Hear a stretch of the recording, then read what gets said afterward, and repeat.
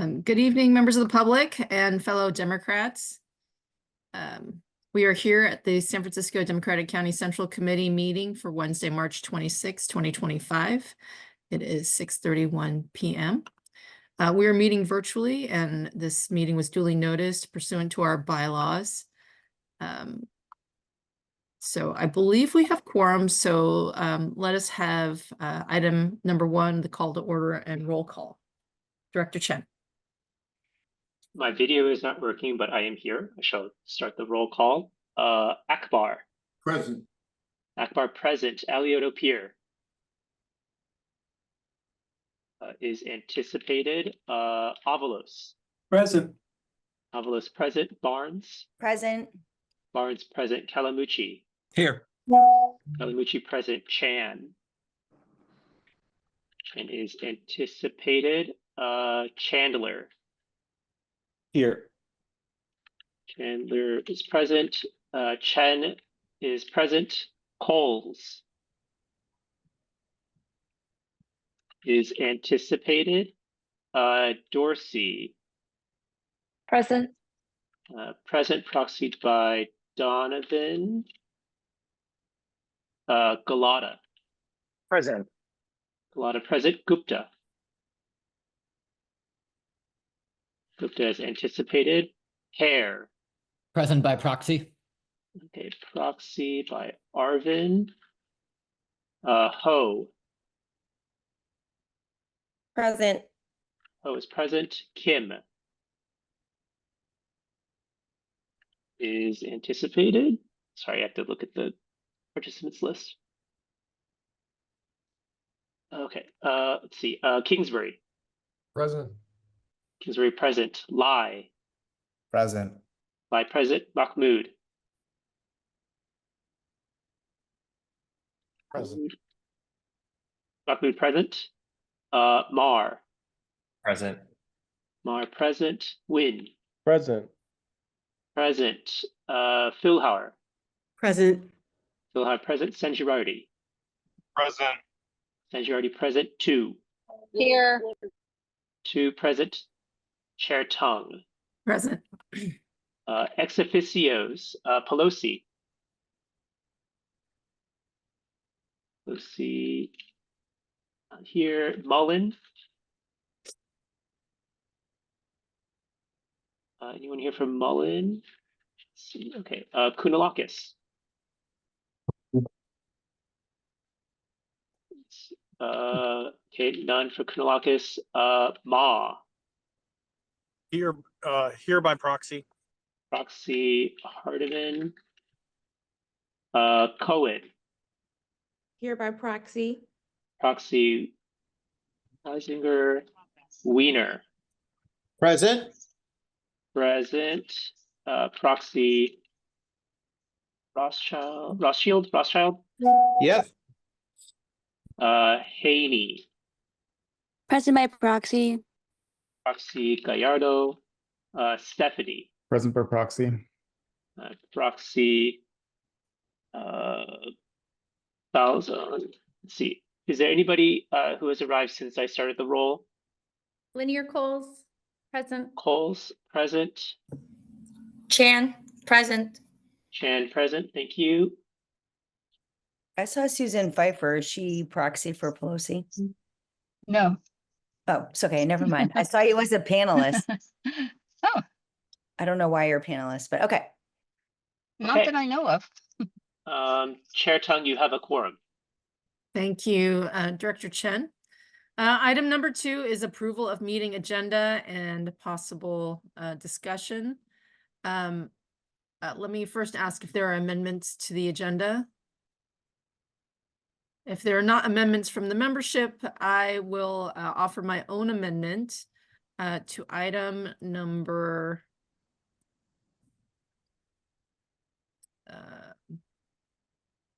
let's see. It's item number 6 under rechartering Chartered Democratic Club organizations.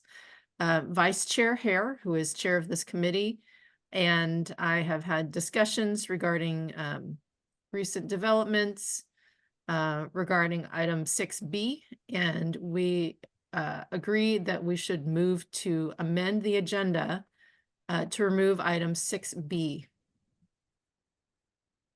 Could I have, so I am making that motion. Could I have a second? I second it. Thank you, Member Nguyen. All those in favor? Aye. Aye. Aye. Aye. Aye. Aye. Are there Aye. any opposed? So the meeting agenda has been approved as amended. Item number 3 is approval of the meeting minutes from February 26, 2025. Is there a motion to approve the minutes from the last meeting? Yeah, I'll make the motion. Thank you, Vice Chair Calamucci. Is there a second? Second. Thank you, Vice Chair Barnes. Can we take this without objection? All those in favor? Aye. Any Aye. opposed? Aye. Any abstentions? Okay, thank you very much. The meeting minutes from February 26, 2025 are approved. On to item number 4, general public comment. Let's see. It does appear that we have a number of attendees besides the panelists. But let's see. If you are seeking to be recognized for public comment, would you please raise your hand using the raise hand function? We are getting, I see 6, 7. So not all the attendees intend to give public comment, but if you give it a minute, I would assume it's somewhere in the teens. Okay, well, it looks like we can give our regular allotment of time for public comment, which is 2 minutes. Happy to do that. Public comment is capped at 1 hour.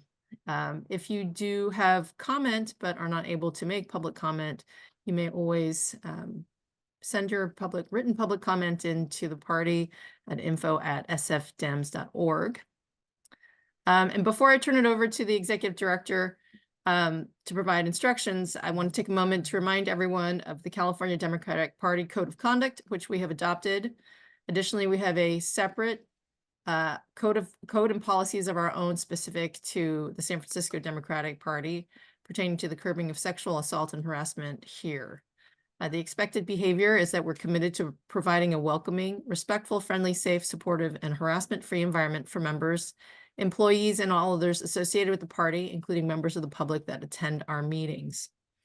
I generally give a more lengthy statement about the types of discrimination or attacks that are prohibited, but people have been of good conduct at our meetings. So I don't feel the need to state that all over again. However, the party will not tolerate harassment and prohibits a hostile environment that is disrespectful or unprofessional conduct based on the conditions that have been discussed in the past. And that includes, when we are on a platform such as this, and during public comment on a platform such as this. So I will continue to remind the public in this body of expectations every meeting, as this is an important component of how we maintain respect for one another and our overall public decorum. With that, Executive Director Esfandiari, please go ahead and initiate public comment. All right. Thank you to everyone. Public comment is limited to 1 hour in total. If you would like to make a comment, please use the raise hand function at the bottom of your Zoom screen. If you're listening to this meeting via your phone, please dial *9 to enter the queue. I will call on members of the public in the order that I see hands raised in my attendees box here. Please note, Zoom will notify you when you've been promoted to panelist. Click join as a panelist to join and give your public comment. Note that this body takes all public comment during this item. Each member of the public will have 2 minutes to address this committee as to the call of the chair. Associate members, including club presidents or chairs, members of the Democratic State Central Committee, Assembly District chairs, and regional directors will have double the amount of time, or 4 minutes, to address this committee. I will set a timer on the Zoom interface, which will go off once your time is up, and then I will briefly interrupt if you don't quickly resolve your comment after that. With that, I will begin by calling the names as I see them, starting with Michael Rupert, Althea from UFCW5, Melissa H, and Laura Golden. So let's start with Michael. Promoting you to panelist.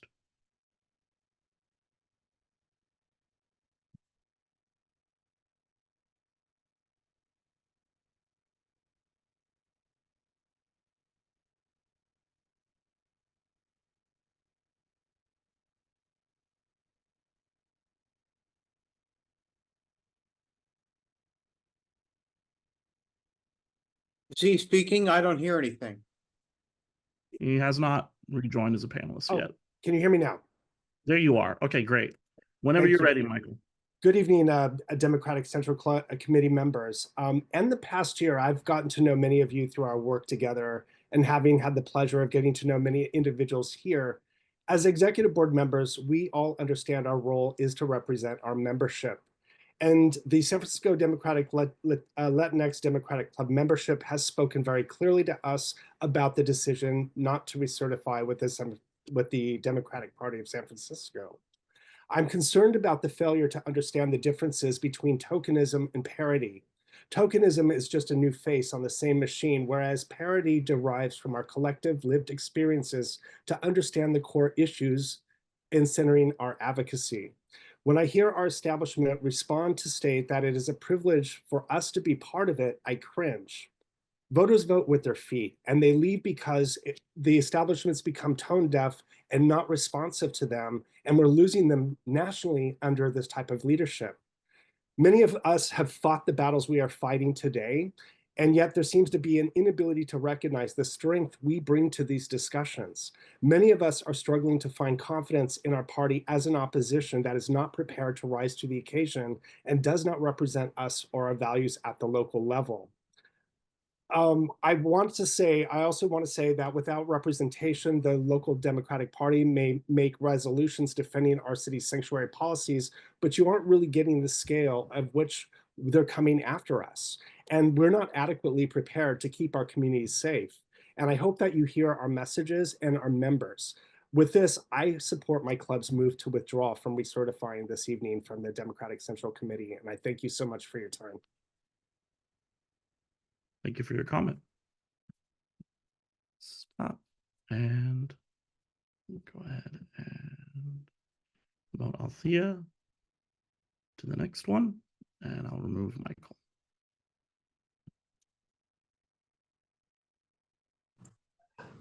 Hi, everyone.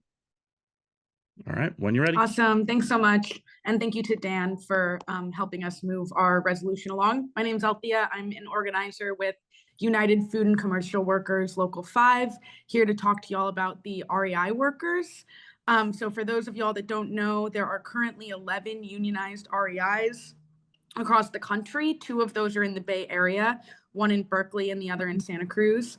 REI is a business that professes progressive politics, but has taken the hardest line approach against its workers unionizing, choosing to employ union busting law firm Morgan Lewis, the same law firm that Elon Musk is using to try to get rid of the NLRB. And we are motivating REI co-op members to vote no in the upcoming REI board elections en masse as a way to show the REI board of directors and the REI corporate executive suite that consumers of their progressive company don't stand by union busting.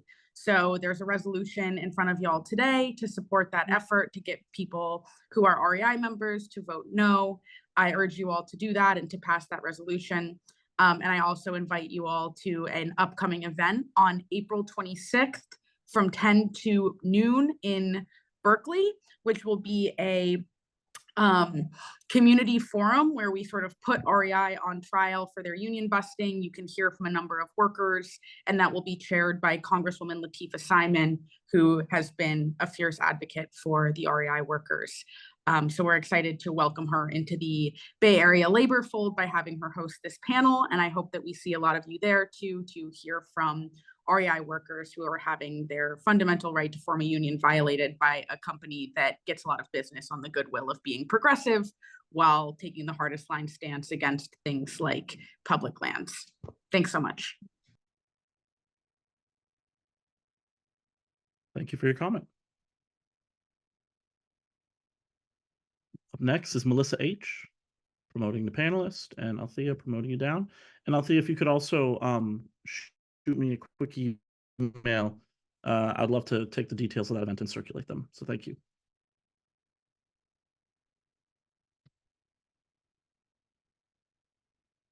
Hi, can you hear me okay? We can when you're ready. Okay, great. My name is Melissa Hernandez, and I'm a member of the Harvey Milk Club. I'm here today on behalf of our members to support item 12 on tonight's agenda, which calls on our local electeds and Democratic Party to step up and help address the constitutional crisis on our hands. Our club also sent a written letter earlier today. We all feel it. The Democratic Party has fumbled its opposition to Donald Trump and his Project 2025 agenda.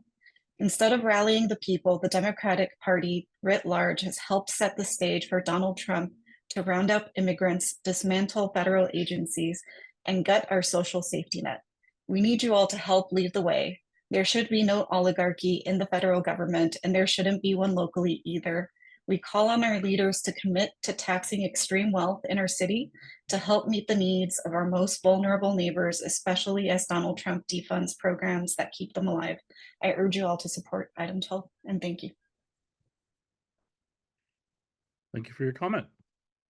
Up next, I have in the queue Laura Golden, followed by Susan Pfeiffer, Tab Buckner, and Tita Bell. Laura Golden, I'll promote you to panelist, and Melissa, I'll promote you back to being attendee.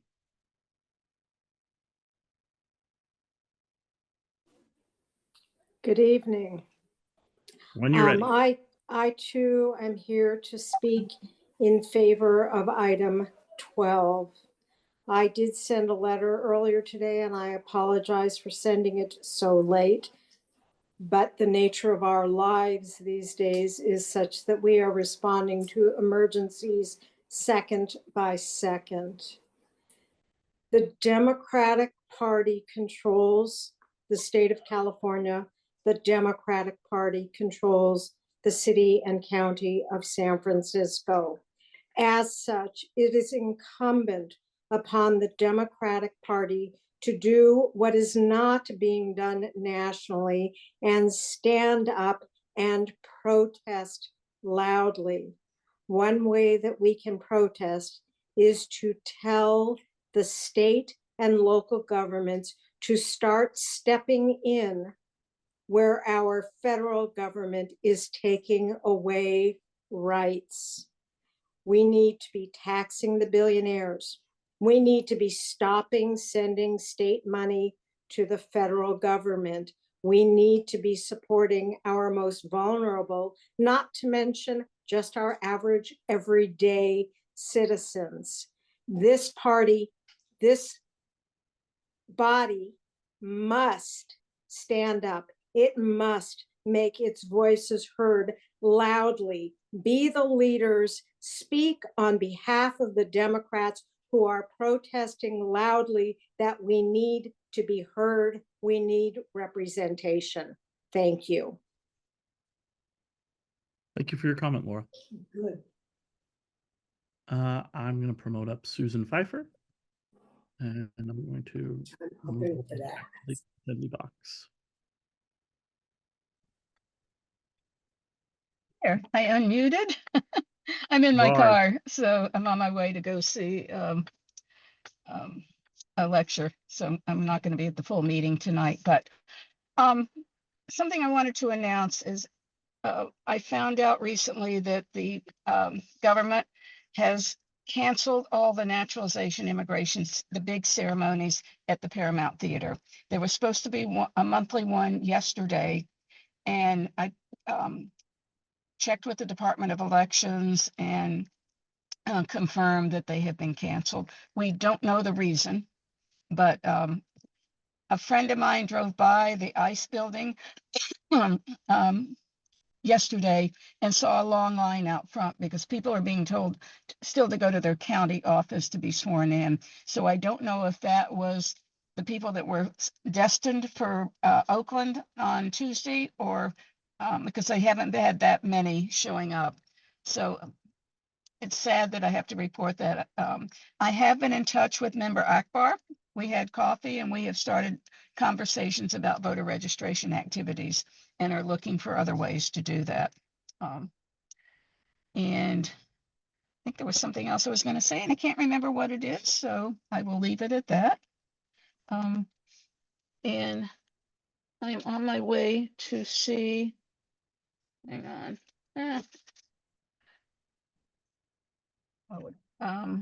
Ezra Klein. So I will report back later on that. Have a good meeting. Thank you Thank all. you for your comments and appreciate you. Thank you. It's mutual. All right. Up next is Tab Buckner.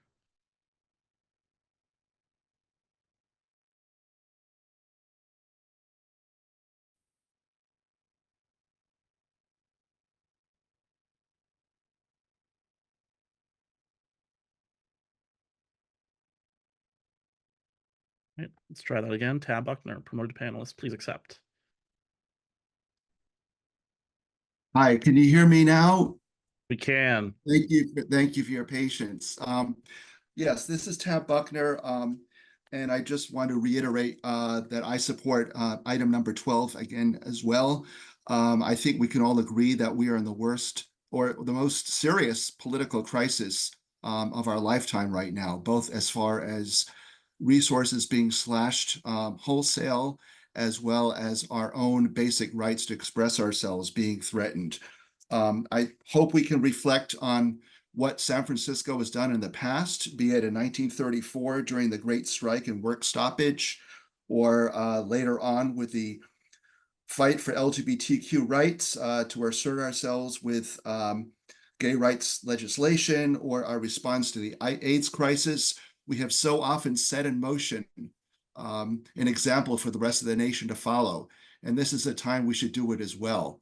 And here we're now experiencing record-breaking amounts of profit being made in our own city boundaries by the tech industry and other businesses that are making huge amounts of money.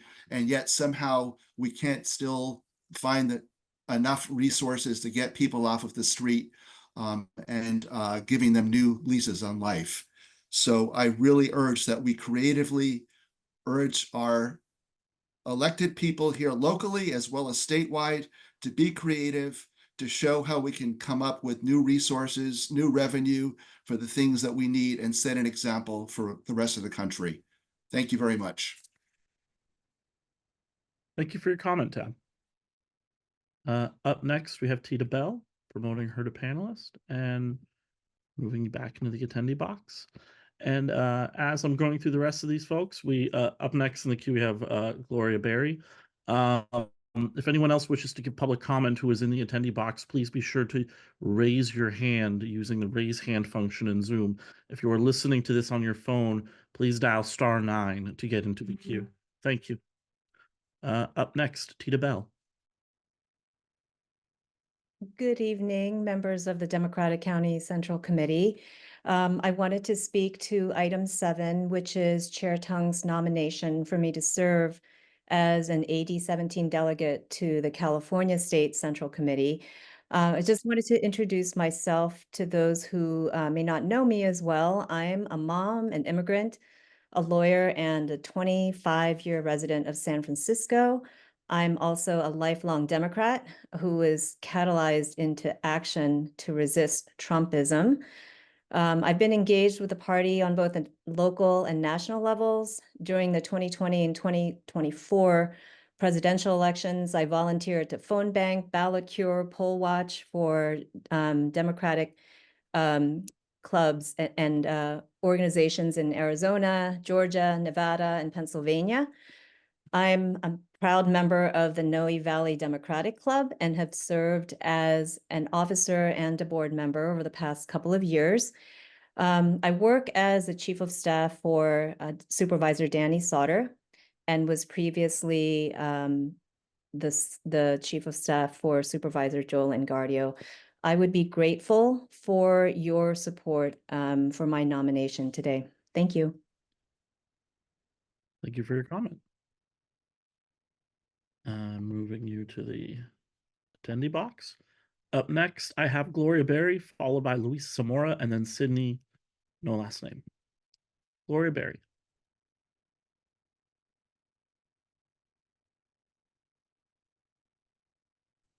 Give it a moment. Hello, Democrats. Gloria Berry, District 10. I would like to say that it's been very disappointing on the silence of the Democratic Party with Project 2025 in full effect. Minus Member Avalos, I want to thank him for he's in chambers at City Hall, he's at protests, he's everywhere resisting. The legacy of San Francisco, we are leaders. We used to be the leaders in this type of extreme right-wing type governing. And I don't hear nothing from the party. And it's embarrassing. It's sad. I'm looking at all these faces on the screen, and the majority of you, Trump don't care about you. You could be next. You could travel, get caught up easily in something.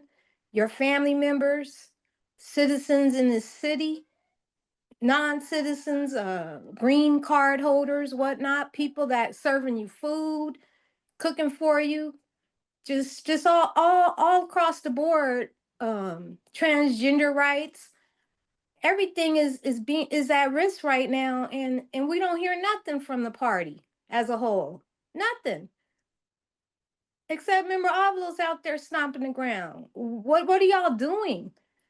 I'm really nervous if allegedly some of y'all taking Trump money. Right-wing money is really that's the buzz out here, you know? I really would like to see folks step their game up and represent the people. Represent us. Represent Black, brown, Asian, queer, women. How dare any woman be silent at this time? Y'all DEI too. Thank you for your comment.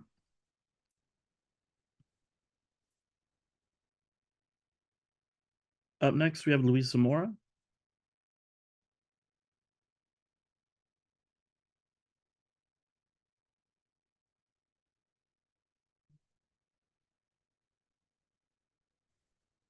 Good evening, San Francisco Democratic Party. I just wanted to reach out tonight and thank everyone for their support in the rechartering of the Phoenix Democratic Club.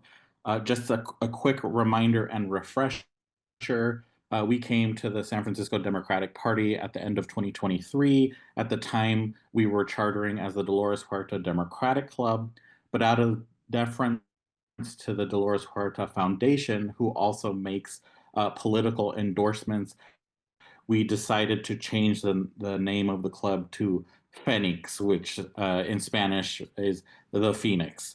And so our bylaws were updated back then, but we're a believer of doing something right, not something quick. And I'm happy to announce that our first event will be in April, on April 21st.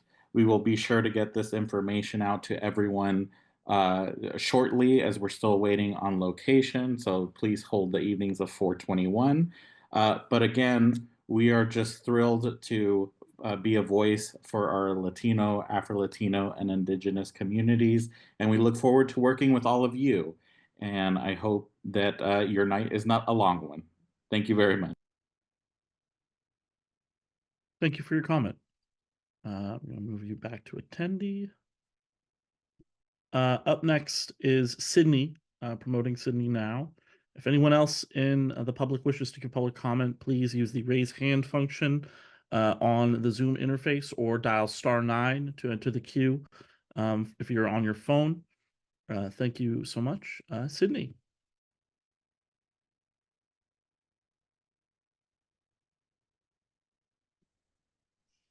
Mm, Can you hear me okay?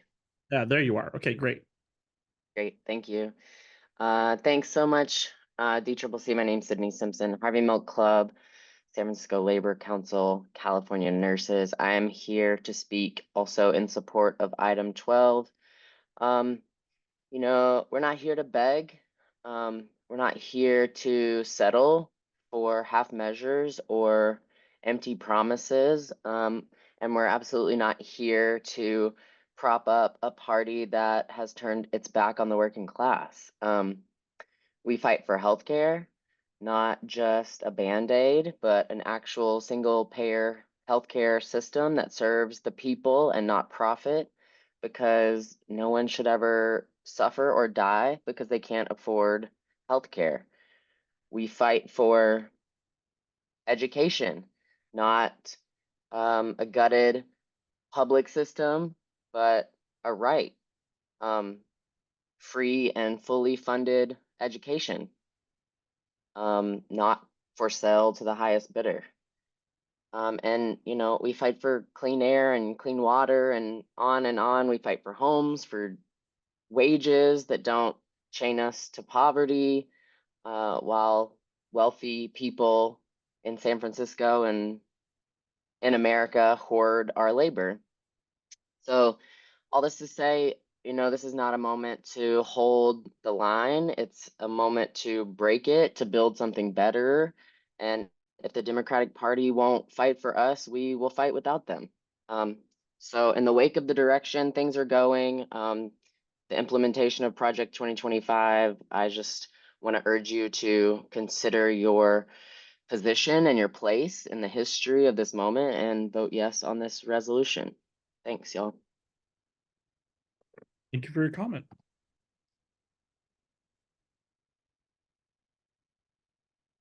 All right, I see no further hands, but I did see Director Henny Kelly raise her hand for a moment. Okay, wait. I also saw Julie Pitta. Yeah, I'm gonna promote Henny because I see her hand back, and then we'll go from there.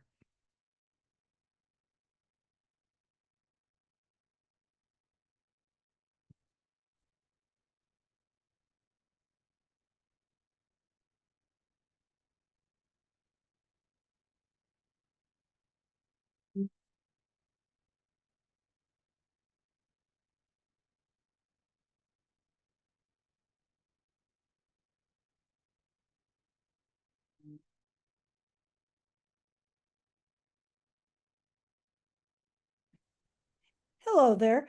Okay.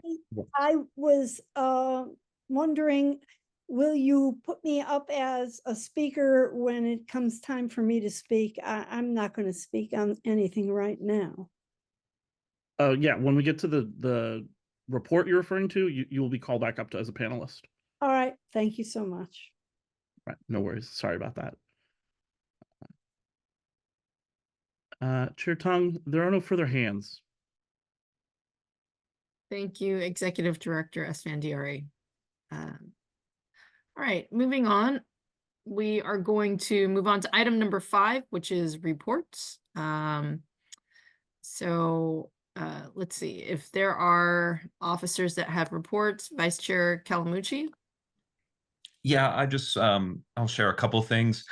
So for a labor committee report, you know, there are a number of events and actions happening around San Francisco by unions and their workers. You can check in with many of those, you know, through the San Francisco Labor Council. A couple of things I wanted to lift up. UC workers are going back out on strike. I think April 1st, and that will be at UCSF. And so those workers certainly will need and deserve our support. The other thing I wanted to lift up, April 12th is the Cesar Chavez Day Parade.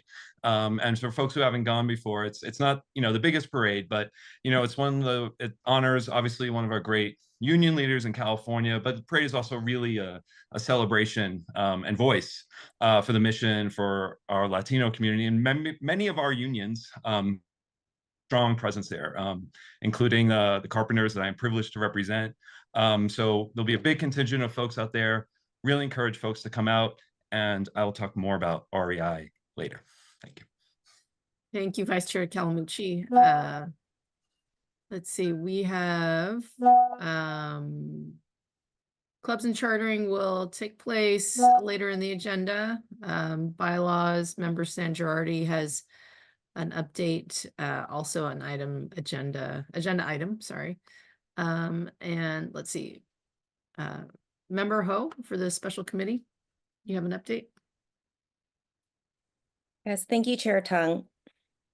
I just wanted to make a brief update to let everyone know that we are finalizing the interview process for our ombudsperson and judicial commissioners. And we should be letting everyone know who we will be selecting for these roles soon. Additionally, member Chandler and I will be working on ensuring that all of the clubs will have everything that they need to update their websites, and all of the processes will be in place so that they can adopt the new policy seamlessly. And that's what we will be focusing on in the next month. Thank you. Thank you, Member Ho.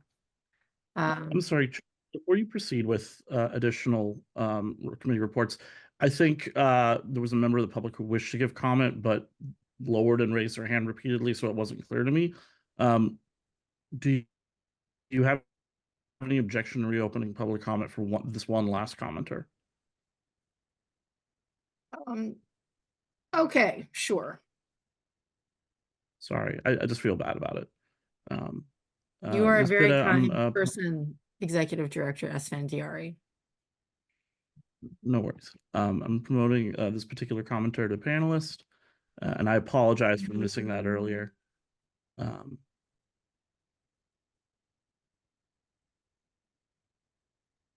Can I go ahead and speak? Go ahead. I am just setting the timer back up. Thank you for joining us, and my apologies for missing that earlier. Thank you. Thank you, Bobek. My name is Julie Pitta. I'm president of the Phoenix Project. We track AstroTurf money and how it's impacting local elections. I want to speak in support of agenda item number 12.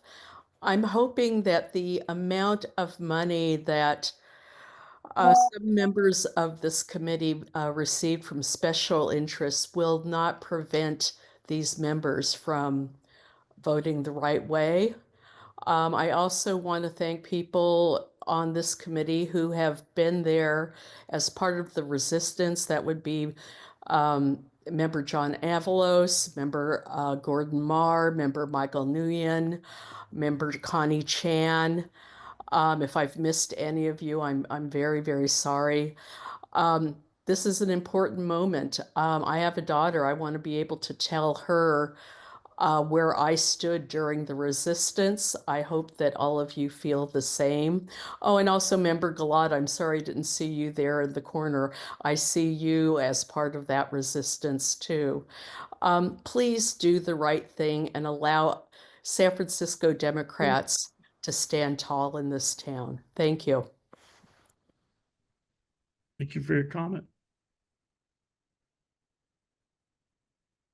All right. Okay. Now we can proceed. I apologize again for the technical difficulty there. Fantastic. So let's go ahead and move on to the Executive Director's report. Oh, okay. Hold on. Let me pull up my notes. Hi, everyone. Bobak here. I have only a couple of updates that I want to share with you all. One, we have submitted a full finalized roster to the state central committee, the state Democratic Party, and it is good to go as far as I'm aware. There was one issue with someone who we had named to be a part of our delegation who was also appointed by another member, another elected official, and so they gave us the seat back, and Chair Tung filled it with the appointment of Tita Bell, which is an item on your agenda later. Events we hosted and participated in this past month include a panel discussion that Vice Chair Calamucci helped organize with several experts that explore the causes, consequences, and solutions to the California property insurance crisis. We partnered with the West Side Family Democratic Club on that event on March 11th. The recordings are posted online. And on March 22nd, member San Girardi facilitated and we helped amplify, and I was asked to quickly help amplify the panel discussion that he quickly arranged after other things kind of didn't pan out, around a panel discussion for what's the future of the Democratic Party that Chair Tung and SFYD co-president Ernesto Cuellar spoke at as panelists at Manny's. That took place on March 22nd. That was a well-attended event, is my understanding. Other things that were worked on last month that some of these are in progress, so I'm not going to report on them, but high level, I helped support the Clubs and Charter Committee with some of the outstanding logistical work to get clubs to the place where they are today to get rechartered, some that needed a little more time. I helped support the Special Committee on Sexual Assault and Harassment with some of their scheduling logistics they needed to get applicants in front of Chair Tung for interviews. UX design and digital strategist Courtney Sid has been working with me on the final steps around the website redesign project and bringing that to a close. We're waiting on some domain registration changes, but once that is done, I'm very happy with the end product, and I think you will be too. And Courtney will be sharing an update with you all via email when that takes place. And I also reviewed the bylaws package amendment that member San Girardi has prepared for you all tonight, following up on feedback we received from the California Democratic Party Rules Subcommittee. There's a small couple of things here and properly type form and all that. If you need me for anything or need my help for anything, please reach out. I do work fairly closely with the chair to make sure that everything that she needs done gets done. But besides that, I'm always open to help out if anyone needs my help with anything. With that, Chair Tung, that's my report for March. That was very fast, but thank you. You were a very busy person. You told me to be. Yes. Okay. And I believe that we have a report from our Region 7 Director, Henny Kelly. Yes, let me go ahead and promote Henny back up. There you are.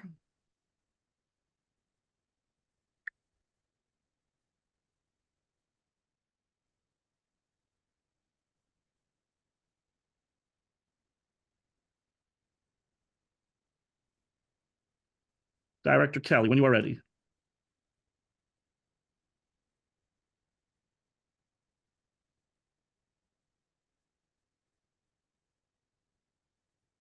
Let me make sure that actually took. And there, thank you very much. There you are. Director Kelly, when you are ready, go ahead and give your report. I even put lipstick on, but I can't see myself, so what the heck. What I want to talk to you about is what is coming up this year, and there are a couple of things. As you know, there will be a 2025 state party, and we will be having the convention in Anaheim, and people on this San Francisco Democratic Central Committee are delegates to that. So if you cannot go to Anaheim, please let I guess it's Bobak and the chair know that you can't, and there will be, you can have a proxy for that, and that would be very important because every vote counts at this convention. It is a very important convention because we are looking to have people who are running for the chair of the party, the two co-chairs of the party, and the treasurer, and those positions are very important. But they're also our regional director elections too, And if anybody is interested in that, you should look at the CADM online, and it will tell you all of those things and what time. They will be opening to tell you when you can get a room, how much it is, etc., and that to send in you know, your information if you are going to be coming. You will have to pay a fee, and that's an important thing. But if you do not have the money to pay that, you can do a waiver.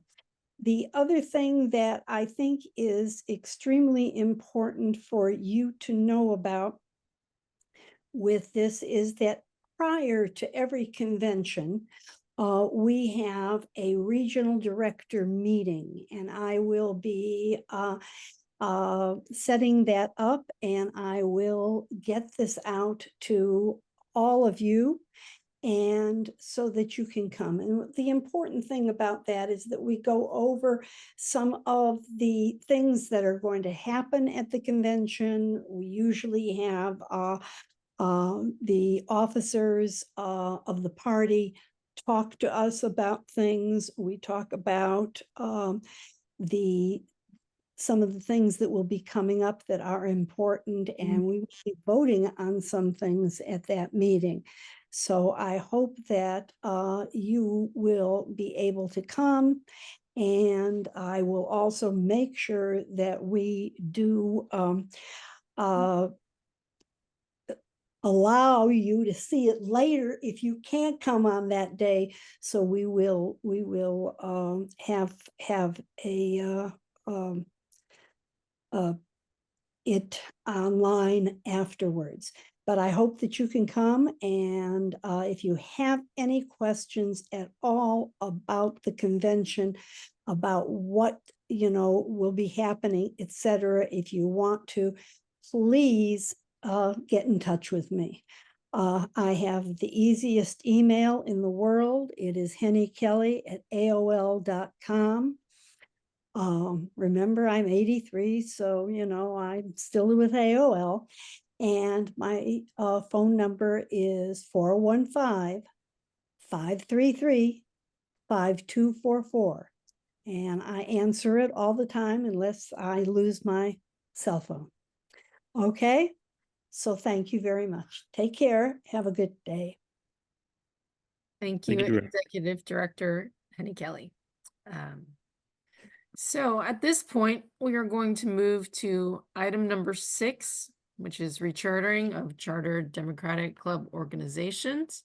Member Nguyen, who has worked diligently on this with Vice Chair Hare, will be introducing item number 6 for 6A. Member Nguyen. Thank you, Chair Tung. I am excited that we have the Phoenix Democratic Club has submitted all the necessary information to comply with the requirements for rechartering. We did have 20 clubs recharter last month, so this will bring us to 21 clubs. And I just want to share, I guess, a personal comment that what I'm hearing from most Democrats in San Francisco is like we want to do something. What do we do? What do we do? Well, I think one thing to do is to join a Democratic club or start your own if you don't find the right fit. But it's a place to build your home and organize. I've been a member of several Democratic clubs, and I know that I have grown as a leader in the community because of it. So as Speaker Emerita Pelosi likes to say, don't agonize, organize. And I'm really happy that the Phoenix Democratic Club is rechartering. So with that, I'll submit that. Thank you. Thank you very much, Member Nguyen. Is there any discussion regarding the rechartering of Phoenix Democratic Club? Okay, seeing none. Move can to we- recharter. Oh, thank you very much, Member Weiner. There's been a motion to recharter the Phoenix Democratic Club. Is there a second? Second. Seconded by Member Ho. Members, can we take this without exception? All those in favor? Aye. Aye. Any opposed? Any abstentions? Thank you very much, and congratulations, Luis Zamora and the Phoenix Democratic Club for your rechartering. Now, as we're moving on to item number 7, which is an appointment of a delegate to the California Democratic State Central Committee. As Executive Director Esfandiari mentioned, we did have a vacancy, which was caused by the dual appointment of former Chair Honey Mahogany, both to our body and then subsequently to Assemblymember Haney as a delegate to his contingent to the DSCC. I'm not offended that Honey Mahogany chose to accept his appointment and declined ours, although we were first. So we had a vacancy, and I wanted to fill it with someone I consider an emerging leader in our local political space. Tita Bell, as you all heard her introduce herself, is a real Democrat who does the work and is working in our local government to make the changes that we need to see in order for San Francisco to thrive. Is there any discussion regarding the appointment of Tita Bell to fill this vacancy? To support. Thank you, Member Weiner. Any other discussion? All right, seeing none, members, can we take this by acclamation? Can we do a roll call? Of course, Member Philhauer. Could we have a roll call vote on item number 7, Director Chen? Yes, please hold.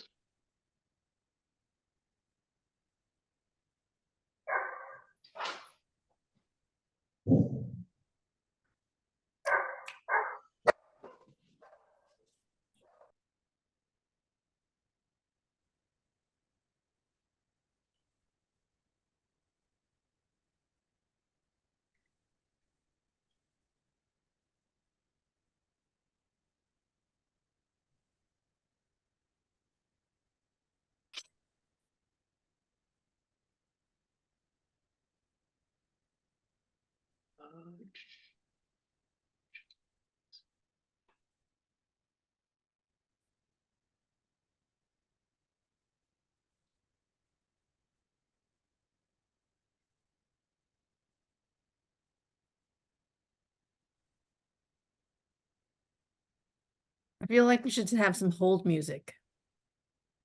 Anybody have hold music? Especially when Director Chen says, please hold. He's got the headset too.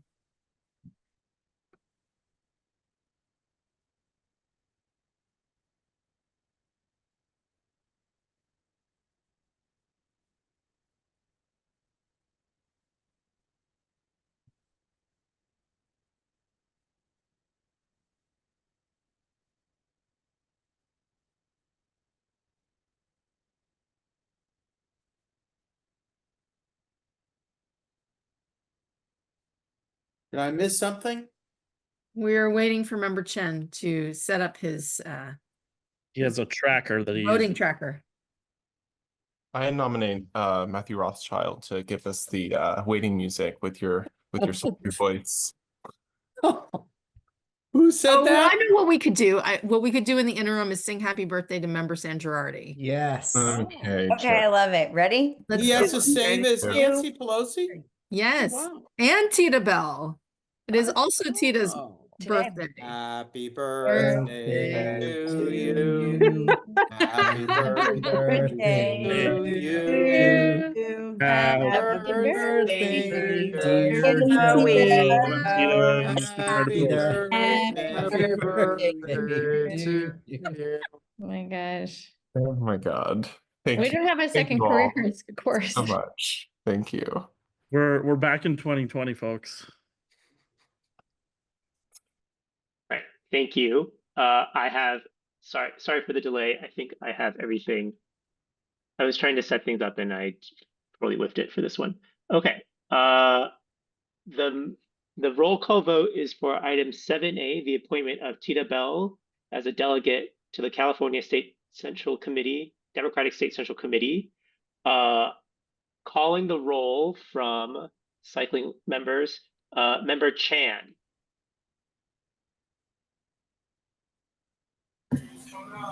Abstain.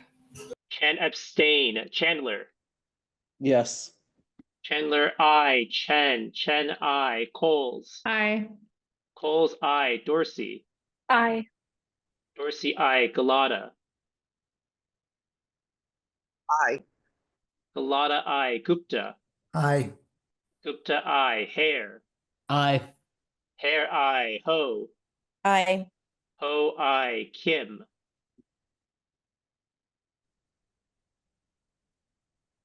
Aye. Kim, aye. Lai. Aye. Lai, aye. Mahmood.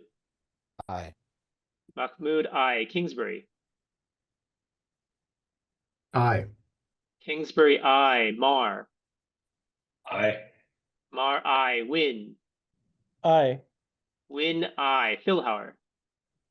Aye. Philhauer, aye. San Girardi. Aye. San Girardi, aye. 2. Aye. 2, aye. Akbar. Aye. Akbar, aye. Alioto Pier. Aye. Alioto Pier, aye. Avalos. Aye. Avalos, aye. Barnes. Big eye with confetti. Barnes, aye. Calamucci. Aye. Aye. Chair Tung. Aye. Aye. Ex officios, I believe Pelosi, Mullen, and Kounalakis are absent.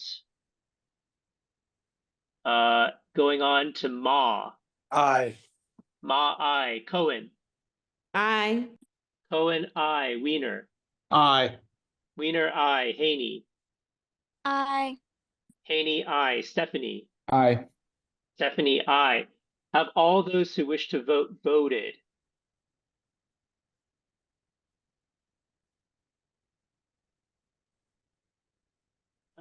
Chair Tung, there are 29 members voting, 28 aye, 0 no, 1 abstain. The motion carries.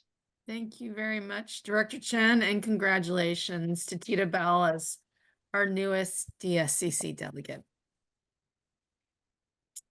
All right, now we are going to item number 8, which is a labor of love of Member San Girardi, who is chair of our bylaws committee. He has put a lot of work into this, everyone. So I hope you have read all of the items that he has produced here. Member San Girardi, would you like to introduce your item? I absolutely would. Thank you, Chair Tung. Thank you all. For those of you who have had the time, I hope you have, to review all of this. Thank you everyone who has reached out to me over the course of the last week and a half. Our bylaws committee, including Trevor Chandler and Eric Kingsbury, for your help in supporting this. Thank you to Chair Tung and to our executive director, Babak Esfandiari, for your support in helping get this all together. And I also want to thank members of the state party for their diligence in working across all of the county Democratic parties in the state to make sure that county Democratic parties are in compliance with the state Democratic Party bylaws. Last year, the state Democratic Party reached out to us and as well as all other Democratic parties to let them know whether or not we were in compliance with recent bylaw changes, as well as older bylaw changes that they discovered some Democratic parties were not in compliance with. The state Democratic Party gives a lot of birth to, or a lot of breadth to how Democratic Central Committees can draft those bylaws, but they do have to have certain structures in place around things like timelines for the publication of procedures and things like that, around elections, what the procedures are for publication, what the timeline is. So a lot of this is it's fairly dry, but also it's important. I will say, as a candidate for office last year, there were questions that I had as a candidate who's also a member of this body that I had to reach out directly to our executive director and our chair to ask questions about. And the way that we've laid this out, I think will be much more helpful for Democratic candidates for office moving forward. In addition to the bylaws updates, there are two other things that I've added. One is the checklist that we received from the state party. I went through this thoroughly multiple times with our executive director, and we identified all of the areas that we saw of concern in our bylaws where we might have come up short with reflecting things that were necessary to be in our bylaws according to the state party. Throughout this process, I also was in contact with either members or executive directors or former executive directors of multiple other county Democratic parties across the state, including San Diego, LA, Alameda, Sacramento. I also reviewed those specific county Democratic Party bylaws and several others to try to determine what were best agreed upon best practices, either intentionally or independently discovered best practices that they'd found. Throughout this process, I took deference to agreed upon best practices, the way that the state law or the state party bylaws were written, or I reflected in decision-making processes standard kind of the standard operating that we have for other decision points in our bylaws, often giving deference to the chair. So the checklist is there if you want to review that. And then the final thing that is linked in the agenda is where is that? Oh, the memo that kind of explains all of this. The other thing I want to note, I want to thank Member Chandler for the very dry work of working through our policies and procedures to update formatting to help transfer over the new sexual harassment and abuse policy into a format that will easily allow it to be moved into our policies and procedures. There are some updates we want to make to that. We have already adopted the sexual harassment policy, the sexual harassment and assault policy. There is no need for us to, that is already a part of our code of conduct and our policies and procedures. This is purely an administrative clerical function that we need to do to make sure that they're updated and reflected on our website so that chartered Democratic clubs can also start the process of accepting this new language and adopting it for themselves. That's what I have for this evening. I know that that was a lot. I'm more than happy to take any questions that folks have. Members, is there any discussion? Okay. I think the discussion, Madam Chair, is just the gratitude to the people who've done this hard work. Tremendous amount of work. Definitely. Well, if there's no further discussion, is there a motion to approve this package of amendments presented by Member San Girardi? So moved. Thank you, Member Philhauer. Is there a second? Seconded by Member Chandler. Members, can we take this without objection? All those in favor? Aye. Aye. Aye. Any opposed? Okay, abstentions? If not, then this passes. These amendments have been adopted. Thank you very much, Member San Girardi. Thanks, y'all. Okay, moving on to item number 9. This is a resolution condemning funding prejudice at the U.S. Department of Transportation and urging Bay Area transportation agencies to seek additional funding sources. This is Vice Chair Hare's resolution, but she is on a plane to her honeymoon. So her proxy, Chris Arvin, would you like to introduce this item? Absolutely. Thank you. So, hey, everyone, I am Chris Arvin. I'm filling in here for Vice Chair Hare tonight. So a little bit about me. I have been on the SFMTA Citizen Advisory Council for 4 years. I was an author and proponent of last year's Muni funding measure Prop L, which this party endorsed. And I have been recently on the Muni funding working group set up by the Controller's Office and the SFMTA. I also helped host a rally last week against muni service cuts at City Hall. And what I saw there is something that I often see, which is that people in the city really care about public transit. People know that muni is vital to our city.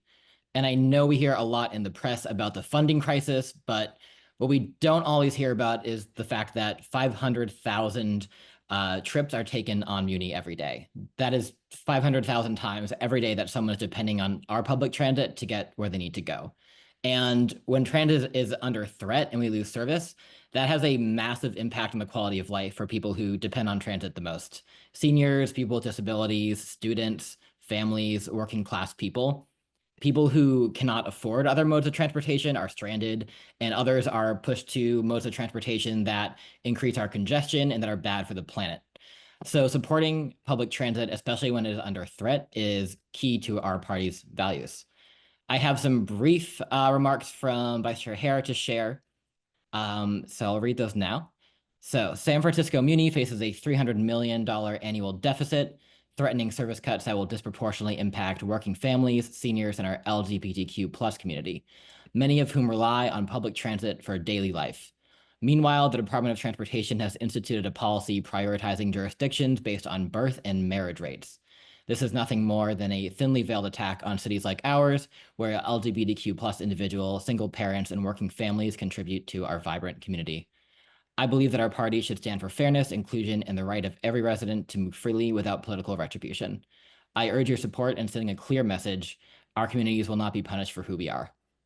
Thank you to my colleagues, Mike Chen, Joe Sangerardi, Peter Galota, and Michael Wynn for your early support of this important effort. All right, thank you. Thank you, Vice Chair Hare Proxy, Chris Arvin. We have a couple of members who would like to discuss. Member Aliota Peer.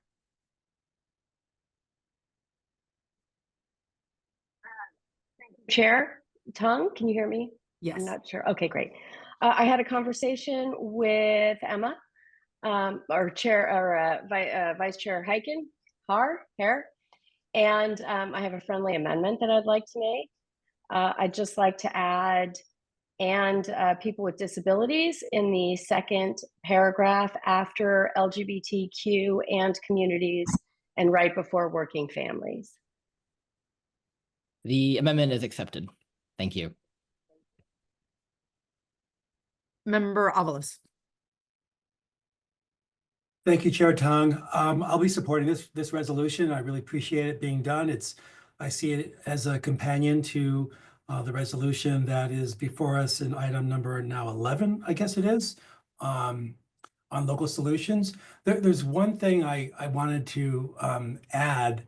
I don't think it needs to be an amendment. I did talk with Member Hare about it, but it's important to note that the changes in who gets funding and the conditions that are being placed by executive orders are unconstitutional. And we're in a situation now in this country where we have a dictatorship instead of a president of the United States who is passing executive orders that have no constitutional merit whatsoever. We are in a constitutional crisis, and the hole that is expanded in our transit budget is part of the crisis that we're in. So I just want to note that. I think it's important as the Democratic Party that we really discuss where we're at as a country and how we can take measures like this to remedy the situation here at the local level. Thank you. Thank you, Member Avalos. Any other discussion, members? Seeing no further discussion, can I have a motion to approve this resolution? Did you see the comment from Gordon Moore, Supervisor Moore? Yes, we'll take co-sponsors after the resolution passes. Okay. Thank you, Vice Chair Barnes. I move to pass the resolution. Thank you, Member Sangerardi, and seconded by Vice Chair Barnes. Members, can we take this without exception? No, roll call. Roll call vote. Yes, Please. Thank you, Member Phil Howard. Director Chen. Please hold for a much shorter period of time than the first time. We don't have any more birthdays to celebrate, so yeah.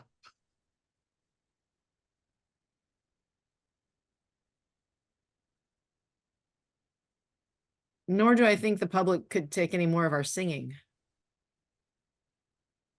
Here, here. Especially when it's on Zoom.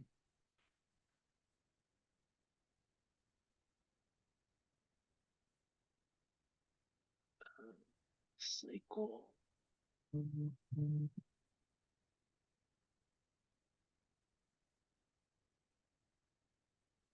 Cycle, populate. Okay, the motion is to approve item 9, the resolution condemning funding prejudice at the U.S. Department of Transportation and urging Bay Area transportation agencies to seek additional funding sources. Principal author Hare, calling the roll starting from Chandler. Yes. Chandler, I. Chen, I. Coles. Aye. Coles, I. Dorsey. Aye. Dorsey, I. Galata. Aye. Galata, I. Gupta. Aye. Gupta, I. Hare. Aye. Hare, I. Ho. Aye. Ho, I. Kim. Aye. Kim, I. Lai. Aye. Lai, I. Mahmood. Aye. Mahmood, I. Kingsbury. Aye. Kingsbury, I. Mar. Aye. Mar, I. Win. Aye. Win, I. Philhauer. Aye. Philhauer, I. San Girardi. Aye. San Girardi, I. 2. Aye. 2, I. Akbar. Aye. Akbar, I. Alioto Pier.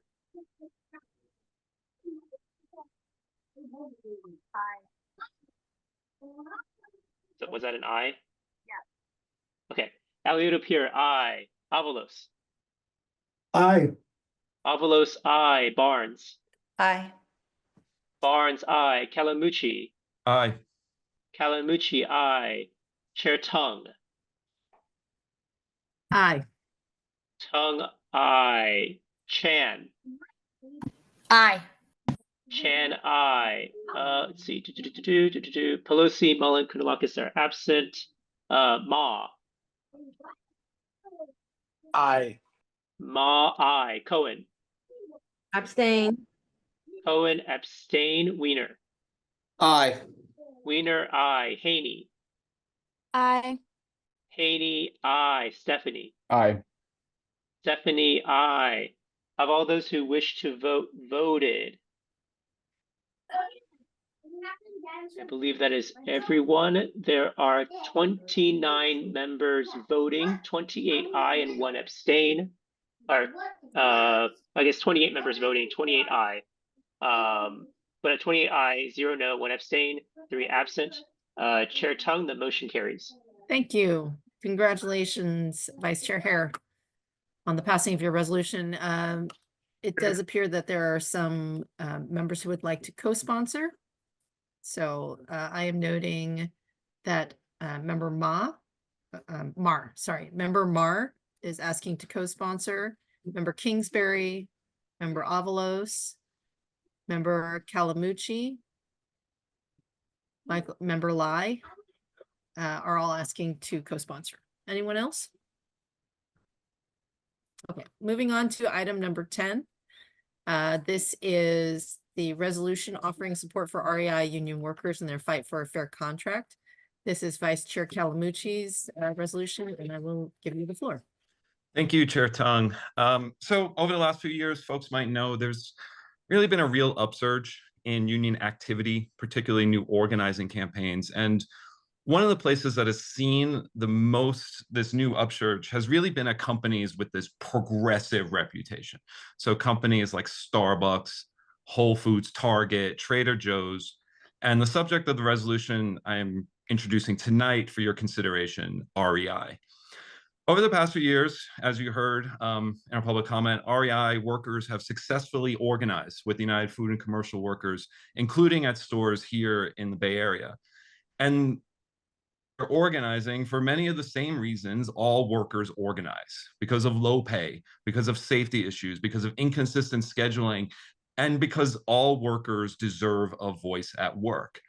And unfortunately, what REI workers have found when dealing with this supposedly progressive company has been the same anti-worker law breaking that almost all companies respond with when their workers move to organize a union for themselves.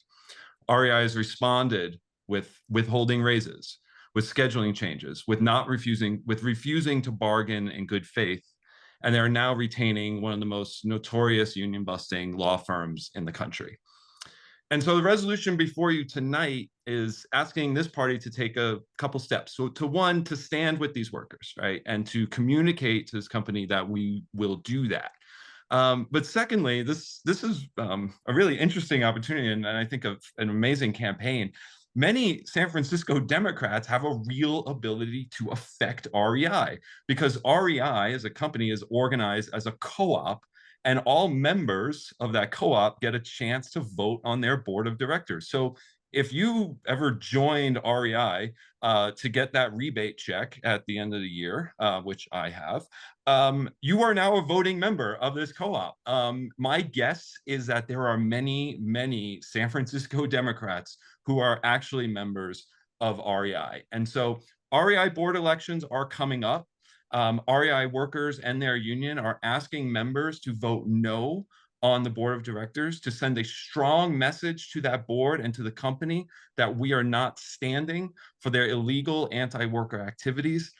And these elections, I was reading some stuff, these are super low turnout. It's like less than 1/3 of 1% of members actually typically vote. So we can really affect change. We can move things. We can stand up for working people as the San Francisco Democratic Party and as Democrats in San Francisco.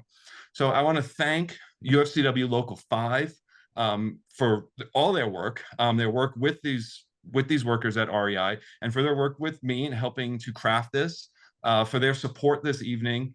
I'm really looking forward to hopefully passing this, the party continuing to work with the union, with workers at REI, and hoping to see members of this body communicate back to our communities about the campaign, as well as the upcoming event that was brought to our attention on April 26th with Congresswoman Lateefah Simon. So colleagues, I hope this is something we can all get behind. I am grateful to those who have already indicated they would like to co-sponsor. Welcome more of you to that. And with that, I'm humbly requesting your yes vote. Thank you.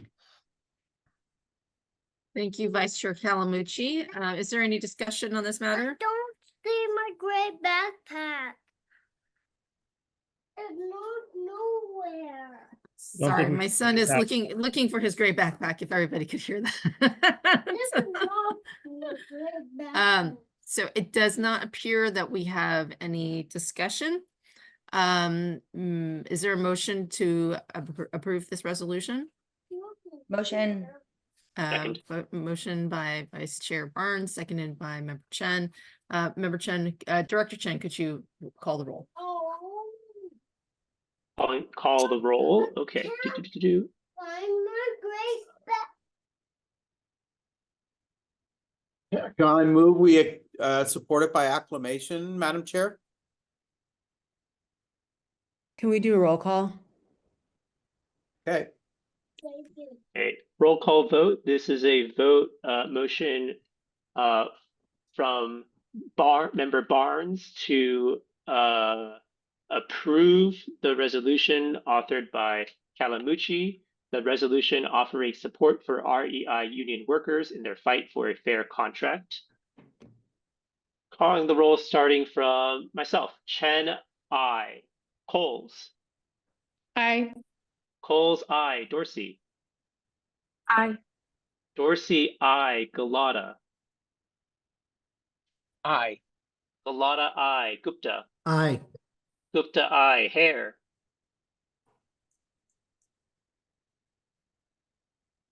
That's Hare, proxy Proxy Arvin. Yes. Hare, aye. Ho. Aye. Ho, aye. Kim. Aye. Kim, aye. Lai.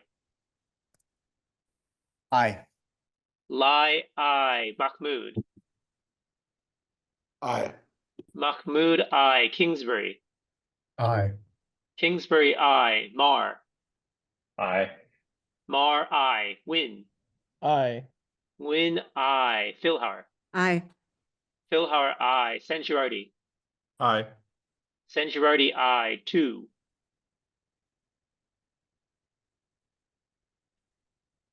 Number 2. I'll come back. Akbar. Aye. Akbar, aye. Elioto Pier. Elioto Pier, aye. Avalos. Aye. Avalos, aye. Barnes. Aye. Barnes, aye. Kalamuchi. Aye. Kalamuchi, aye. Chan. Aye. Chan, aye. Chandler. Aye. Chandler, aye. Chair Tung. Aye. Tung, aye. Pelosi, Mullen, and Kounalakis are absent. Ex officio, Ma. Aye. Ma, aye. Cohen. Abstain. Cohen, abstain. Wiener. Aye. Wiener, aye. Haney. Aye. Haney, aye. Stephanie. Aye. Stephanie, aye. Circling back, member 2. Aye. Sorry, I'm here. Aye. 2, aye. Have all those who wish to vote voted? Hearing none. There are 28 members voting. There are 28 aye, 0 no, 1 abstain, 3 absent. Chair Tung, the motion carries. Thank you very much, Director Chen. Congratulations, Vice Chair Kalamuchi. Moving on to item number 11, which is a resolution in support of local solutions to address federal staffing cuts and the impoundment of federal funding by Member Avalos. Would you like to introduce your resolution? Yes, I would. Thank you so much. I've prepared some talking points in support of it, and I ask your indulgence. As Senator Bernie Sanders and Representatives Alexandria Ocasio-Cortez and Greg Casar return from their barnstorming across the heartland, it's clear that our Democratic leadership continues their sleepwalking, dreaming in numbers, in charts, in the smooth illusions of abundance. They tell themselves that if the pie is big enough, everyone will get a piece. But they do not ask who bakes the pie, who kneads the dough with tired hands, who stokes the fire, who is left scraping at the crumbs while the masters at the table lean back, full and satisfied. They are sleepwalking blind into complicity, into the quiet, slow betrayal of the very people they claim to fight for. They are not building a world for the working class. They are fighting for a seat at a table in a room that locks the workers out. They want power in a system that was never meant to serve the many, only the few. They call it pragmatism, call it strategy, but all it means is surrender, dressed up in careful words gathered from cowardly polls. They go through the motions of governance as if the motions themselves are enough. They balance budgets like they are balancing scales, but the weight always falls the same way, heavy on the backs of the poor, the laborers, the ones who make the wealth but never touch it. They count on silence, on exhaustion, on the voices of the dispossessed being too scattered to rise above the hum of the business as usual. If the Trumpublicans and their Doge oligarchy gut the federal government, if they slash the safety nets and turn the people's money into gifts for billionaires, then we must fight where we stand. If they take from the vulnerable at the highest level, we must shield them at the local level.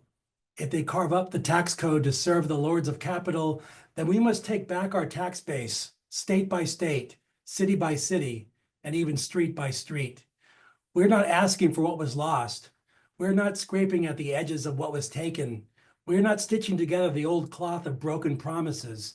We are fighting for what we deserve, what is always ours, what should have never been out of reach. We are not pleading for Medicaid and Medicare to be patched and propped up like a tired relic. We are fighting for care, for real care, the kind that does not ask for proof of worthiness, the kind that holds the fevered hand without checking for payment. We are fighting for health that is not rationed, for healing that does not come with a bill, for a world where no one has to choose between their body and their rent. We are not just calling for the return of education as it was, battered and bruised. We are fighting for learning that stretches long and wide, for the first breath, from the first breath to the last. We are fighting for minds set free, for knowledge not chained to wealth, for classrooms that do not close their doors on the poor, the old, the wanderers still searching for wisdom. We are not just trying to save the remains of the earth. We are fighting for rivers that do not carry poison, for air that does not burn the throat, for land that is not stripped bare of, or sold off to the highest bidder. We are fighting for a country that does not forget the land it stands on, does not silence the stories that the trees could tell, does not bury the blood and bones of the past under steel and concrete. We are not just asking for more buildings, for more doors to be thrown up with no care who walks through them.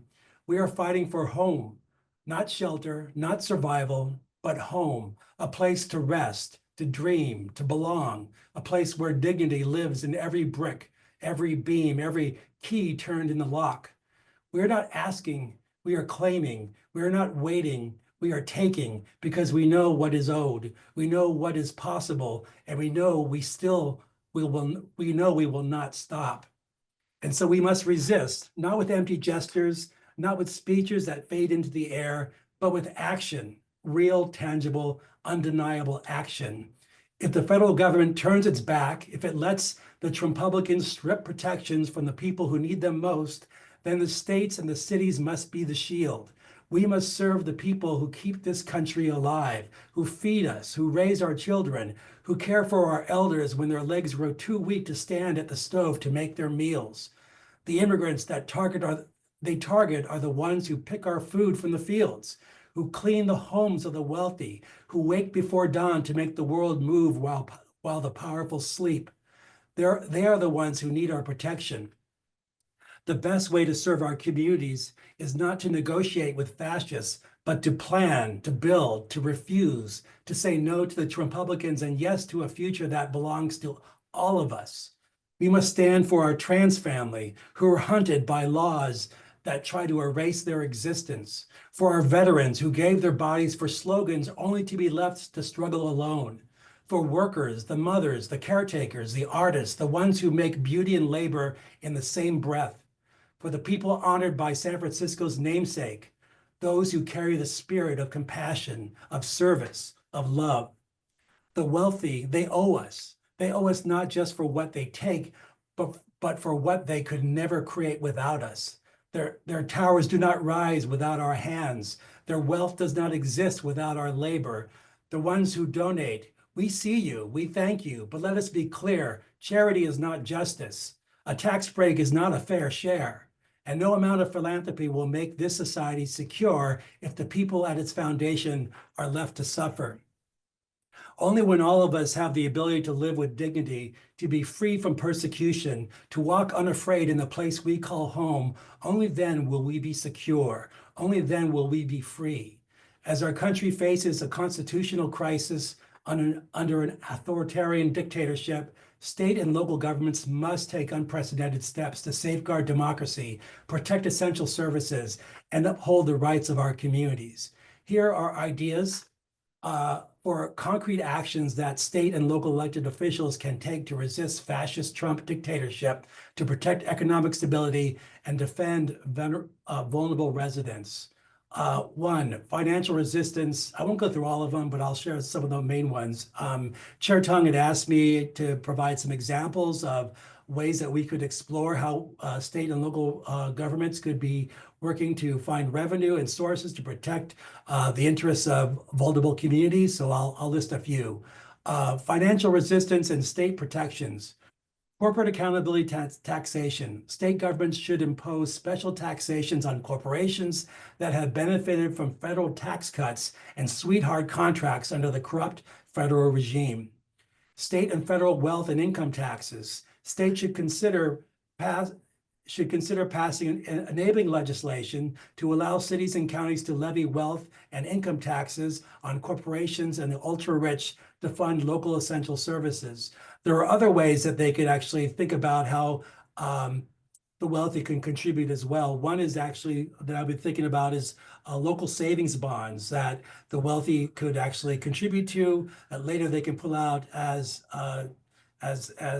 revenue from interest rates, but they could actually fund infrastructure in that way, that we can protect our infrastructure that is crumbling before us.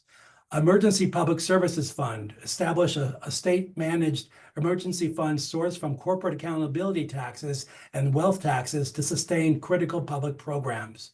State emergency tax collection. State governments should immediately explore emergency powers to delay filing federal taxes to avoid complicity with the corrupt and unconstitutional dictatorship.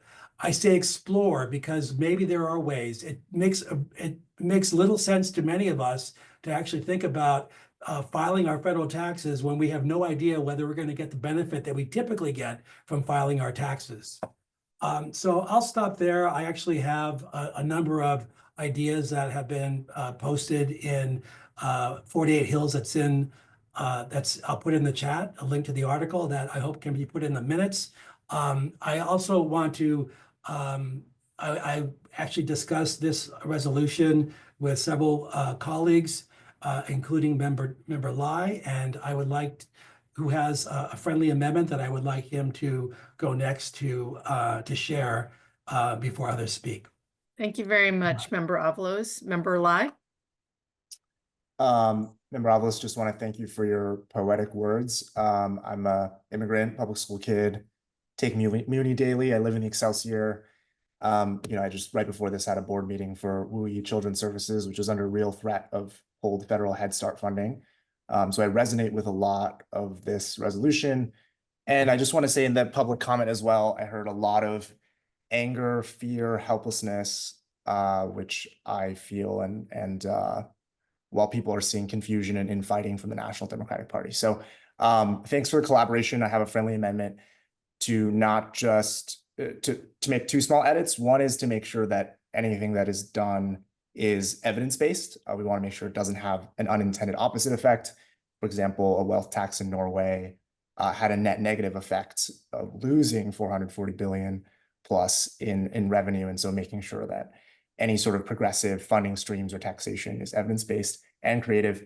And then the other thing is making sure we include regional in addition to local and state, because some of our issues for housing, for transit, are really regional challenges as well, and making sure that we're doing that regional collaboration. So yeah, just making those friendly amendments. Okay, thank you, Member Lai. And I think Member Mar, you were next. Thanks, Chair Tung. And thank you so much, Member Avalos, for bringing this resolution forward.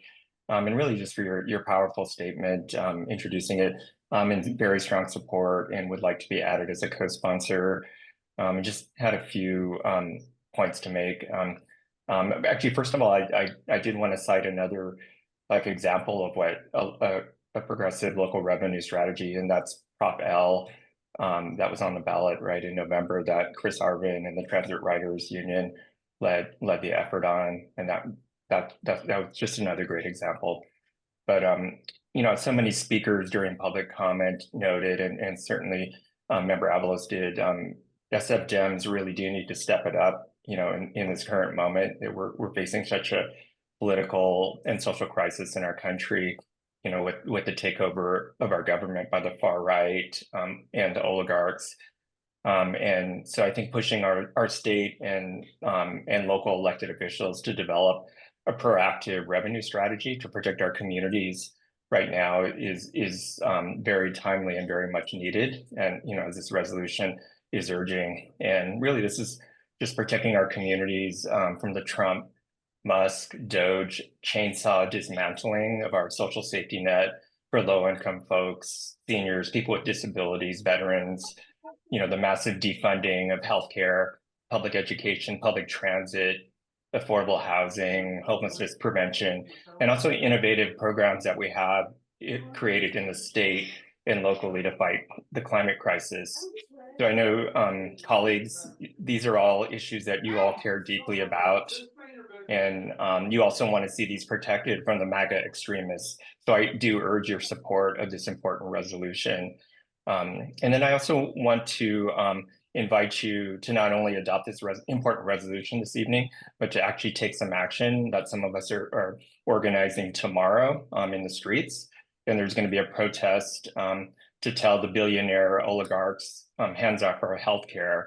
And this protest, I mean, there's been a lot of protests, but this one's going to be, it's sponsored by the San Francisco Labor Council, Jobs of Justice, and Bay Resistance. And it's going to be at the Airbnb headquarters. Because as you probably know, Airbnb founder Joe Gebbia has joined his buddy Elon Musk in Doge to slash essential services and healthcare, and while lining the pockets of their billionaire buddies through tax cuts. So, yeah, we're going to be having a protest at Airbnb tomorrow at 4 p.m. And I'll send the information to Executive Director to get it out to everyone. Thank you. All right, moving on to Member Nguyen. Thank you, Chair Tung. I'm really excited to give my full support to Member Avalos's resolution, and I would also like to be a co-sponsor. I want to urge every member of this committee to really hear what is at stake. I think the confidence of San Francisco Democrats in us as a central committee is at stake on this resolution. As Member Avalos and Member Mar spoke on, these are essential services that are potentially being cut. Things like people, if they get sick, and hospitals may not be able to treat them, stuff like this. Transportation needs, all veterans. I'm a son of refugees that came to this country when they lost their country to authoritarian regime. And the fact that this is happening now as we speak, we're living this history, it's terrifying. And I know that San Francisco has a huge target on its back. And who else would be able to organize and mobilize our communities to tell our state and local and regional elected officials to think of new ways of funding these services that are essential to people's livelihoods and just living and existing. So I really take that to heart, and I really hope that every member of this committee really represents the interest of our San Francisco Democrats and what we stand for as a party here in San Francisco. So thanks so much. Thank you, Member Nguyen. Member Galata. Thank you, Chair Tung. Hi, colleagues. Good evening. I'm sorry, my connection's a little unstable, so I'm on camera right now. But I just wanted to also just share one, thank just Member Avalos for bringing this resolution forward and for your words tonight. I want to be added as a co-sponsor. And I agree with colleagues have shared. I think it's really important for the party to be very clear-eyed and laser-focused right now on what is happening in this country. And I think these are exactly the types of resolutions we need to see agendized, and I think are the exact discussions we really need to be having and that we need to continue to have in this moment. I saw something recently that said America is finally being run like a business acquired by private equity to be stripped for parts before liquidation. And I mean, that really stuck with me, because I think there's a particular irony to see billionaires like Musk and Trump's cabinet going after life-saving, life-changing government programs and services. These are people who have never had to rely on these programs just to survive. They've never had a student loan. They've never attended a public school. They've never needed public health insurance. They've never worked minimum wage. They've never taken public transportation. And so, I think we're coming to the realization right now, I think in just the 2 months of this administration, that state and local governments are going to have to play an outsized role in this moment to really fill the gaps and be even more of the social safety net providers that they already are. And we in San Francisco are already facing our own financial challenges, and yet we are going to have to really, figure out how we are going to respond to this major cliff that is coming. And I'll just tell you, Santa Clara County, just to the south of us, is facing potentially a $2 billion funding shortfall if Medicaid cuts go through as we anticipate with what the House Republicans have put forward. This is not funding that can simply be replaced from some creative budgeting or other spending cuts. So we're going to need to really figure this out. And this is something that I think is going to bring us together, needs to bring us together locally, regionally, and across the state. So we have to get serious about, I think, revisiting policies like Prop 13 reform. We have to make sure we keep our commercial property transfer tax or CEO taxes and those policies we have in place locally that are asking those who can pay more to pay more. You just have to put all of the policy tools and options we have on the table, and we need to get behind these kinds of bold, transformative solutions. So I just want to say, Member Avalos, thank you for starting this conversation for us to really be thinking big, because I think we have to be a party that is a party of transformation right now. We need transformative policies if we're ever going to get out of this crisis, and if we're ever going to win elections as Democrats and be trusted to deliver for people who need it most. So I really think, we have more conversations to come on this, and I think this is important for us to take a stand on tonight, to say that we want to work with our elected officials locally, regionally, the state level, and even nationally, and to the extent we can, to stave off these cuts and really figure out, I think, a path forward. So just thank you again, and I look forward to ways we can really put this into action and take some bold positions when it comes to policy, whether it's at the next election in 2026 or sooner. Thank you, Member Galata. Member Avalos, just briefly, please. Yes, thank you, Member Galata. And also want to just state that this is not my resolution. I really appreciate all who helped with it, and especially Member Lai, who found a pathway for us to come together on supporting it. This is our resolution. And I wrote this thinking that it would not just be about for San Francisco, that it's actually a resolution that any Democratic County Central Committee could adopt in any county in California. And actually any Democratic County Central Committee could adopt this in any county in the nation. I think this is what's before us as the Democratic Party, is how do we stand with the people who are going to be directly targeted by the cuts and the persecution that will be enabled by the Trump administration. So I really appreciate your support and your votes for this, colleagues, and I look forward to continue the fight together. Thank you. Thank you, Member Avalos. Indeed, this is the people's resolution. Member Galata, you still have your hand? Oh, you've lowered your hand. Thank you.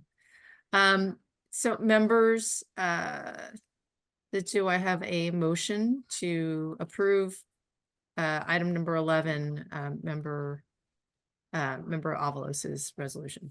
Motion to approve. Vice Chair Barnes, second by Member Lai. Thank you very much.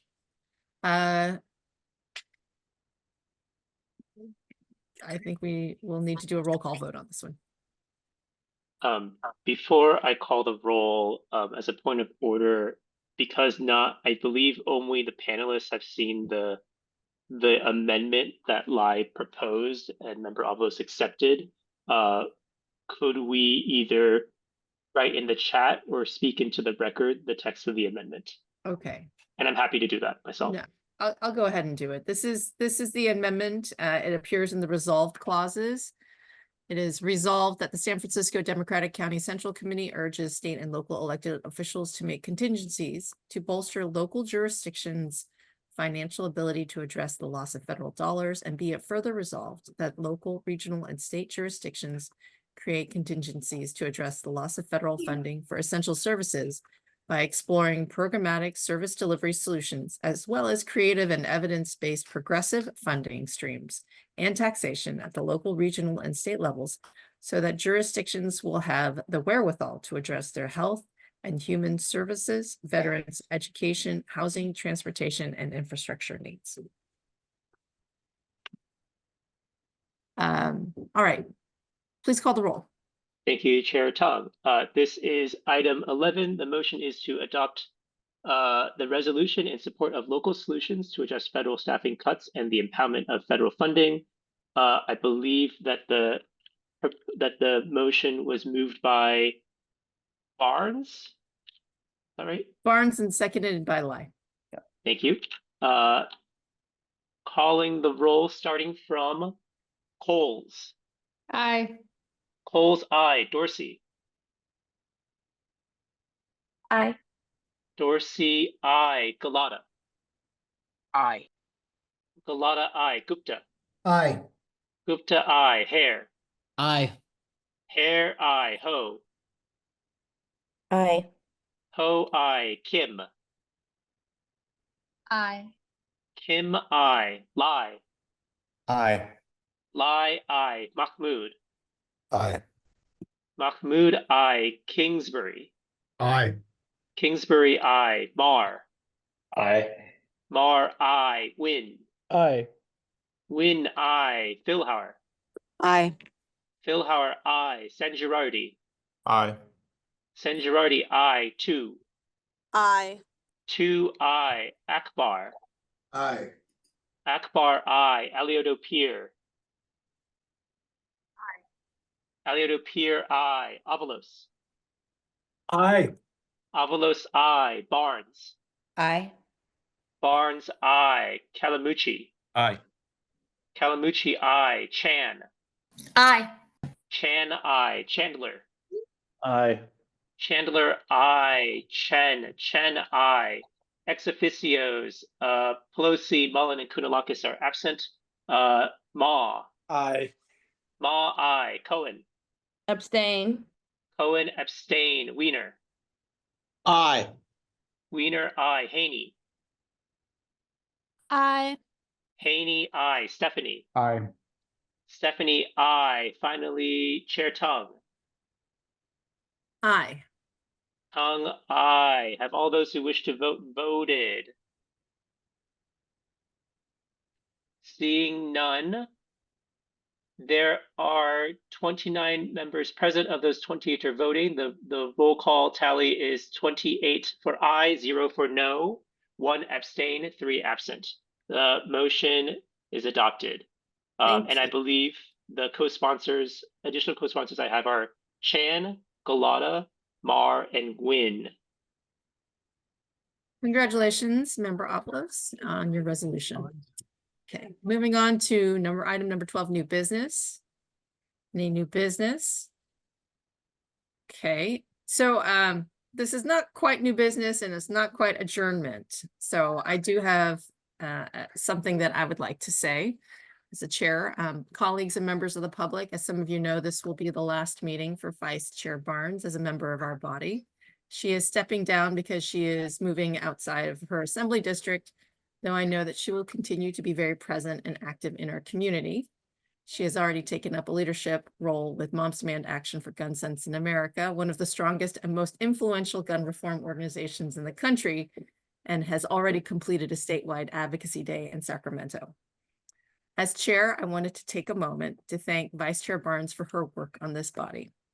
From shepherding the gala to co-chairing the endorsements committee in a presidential year, to all of the hours that she spent phone banking and staffing the elections headquarters, Carrie, the party thanks you for your service to San Francisco and beyond. As your friend, I am saddened by the loss of your leadership, sharp wit, and good humor at these meetings, but overjoyed that you will be leading with Moms Demand Action. I know that you'll continue to be a good San Francisco Democrat and that we will see you frequently. And upon parting with us, I would like to give you the chair's position for the last adjournment for in memoriams and celebrations. So I will pass the gavel to you virtually, Vice Chair Barnes. Well, thank you. That's such an honor since I was going to reflect back and talk about you. So thank you, Chair Tung. Yes, so I wanted to adjourn in celebration of Women's History Month. And thank you for your kind words. I'm moving, but not gone. I will be here and present and taking up our fight, but perhaps from a different seat or different title, if you will, but always here fighting the good fight. So anyway, I'm honored to adjourn the meeting in celebration of Women's History Month. Yesterday, I don't know if any of you saw, Chair Nancy Tung was honored by the mayor for being a fearless leader. I think he said it 3 times. Fearless leader who's worked hard to support women and ensure that underrepresented voices are heard. And at this time of uncertainty, it's essential that as Democrats, we come together to support each other, but especially to lift up women. We are all familiar with the statistics. They're staggering still. The struggle for equal pay, paid family leave, reproductive rights continues. Equality and safety for women is still shockingly out of reach here in the United States. So this month, I hope that we can recognize women not only from the past and talk about the trailblazers that were, but look to the women who will lead us into the future. It's time to build the future that we want to see, and that starts with reinvesting in each other, our communities, and getting activated once again locally. And I will say to Gloria Berry's comment, to John Avalos, to Michael Nguyen, and so many other people who are commenting, we feel your frustration, but we are just one body, right? We're a reflection of people in San Francisco from the east to the west, the north to the south. And so it takes all of us. The first time that we failed to elect a female president in 2016, that is what activated me. And being a female, I thought, okay, well, I have to be credentialed. So I went to Berkeley and crushed it. And then I rebooted a local club, to Michael Nguyen's point, join your local Democratic club, build one that reflects your values and your vision if one doesn't exist. We always welcome rechartering new clubs with new visions. And get activated, join your local neighborhood association, build the future that you want to see, because what better place to do it than in San Francisco, the most inclusive, best city in the United States. So that's it, and thank you.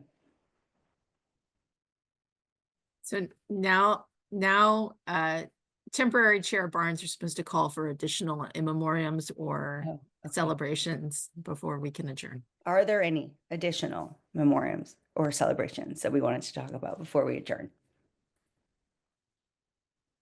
Do I have to call on people? Yes. Okay, Michaela has her hand up. I just want to say, and this is obviously not an in memoriam, but as the co-chair for the endorsement committee, along with Carrie, and as a friend of Carrie's for many years before the whole DCCC world, I just want to say personally how much I am going to really, really miss you. And when you called to tell me that you had to step off, I have to tell you, it's just, I don't know, like of all people, you're so good at this, and you clearly love it so much, and you've done so many great things for the DCCC in the very short time you've been here. And I just want to say thank you so much as a colleague, and thank you so much as a friend. And I'm not worried about losing touch because we are connected personally. But thank you too as my partner in crime on that endorsement committee, because that was a lot of work. It was a lot of fun, but I had the best partner in the world. And so you will be very, very missed. That's it. Thank you. Thank you, Michaela.